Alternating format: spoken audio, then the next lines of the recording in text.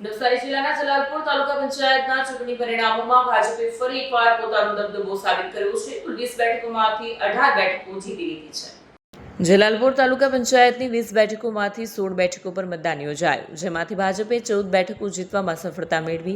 સાથે જ અગાઉથી બિનહરીફ મળેલી 4 બેઠકો સાથે ભાજપનો આંક 18 સુધી પહોંચી ગયો છે. આ ચૂંટણીમાં બોરસી બેઠક પર અપક્ષ ઉમેદવાર ભારતી પટેલે જીત મેળવી છે. ડાબેલ બેઠક પર કોંગ્રેસ હનીફભાઈ વાઝાએ વિજય મેળવતા કોંગ્રેસે પોતાની હાજરી નોંધાવી છે. સાથે જ જલાલપુર તાલુકામાં આવતી બંને જિલ્લા પંચાયત બેઠકો પર પણ ભાજપે ભગવો લહેરાવ્યો છે.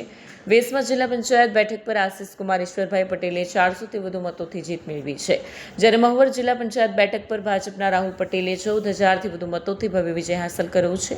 આ પરિણામો સાથે જલાલપુર તાલુકા પંચાયત પર ભાજપનો કબજો યથાવત રહ્યો છે અને સ્થાનિક રાજકારણમાં ભાજપે ફરી એકવાર પોતાની મજબૂતી સાબિત કરી છે. જલાલપુર ભાજપની આ જીત આગામી રાજકીય દિશા માટે મહત્વપૂર્ણ માનવામાં આવી રહી છે. मैं स्वातिबेन संजय भाई पटेल 5 सीट थी 17 760 सीट थी जीती छू पक्ष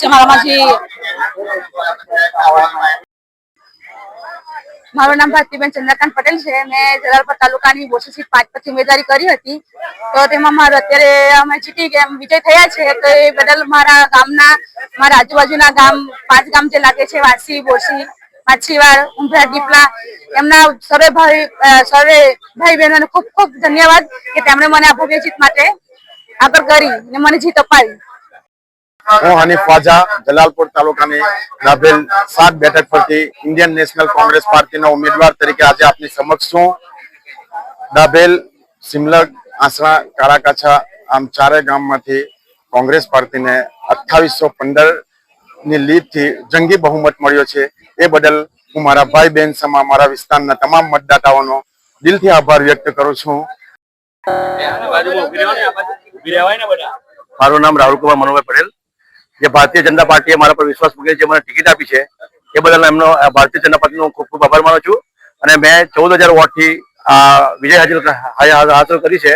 એ બદલ હું ભારતીય જનતા પાર્ટીના મારા ગ્રામજનોને અને મહુવામાં આવતા તમામ ગ્રામજનોને હું ખૂબ ખૂબ આભાર માનું છું. એમને વિડીયો જર્નાલિસ્ટ ઇરફાન સૈયદ સાથે સત્યા ટીવી ન્યૂઝ નવસારી.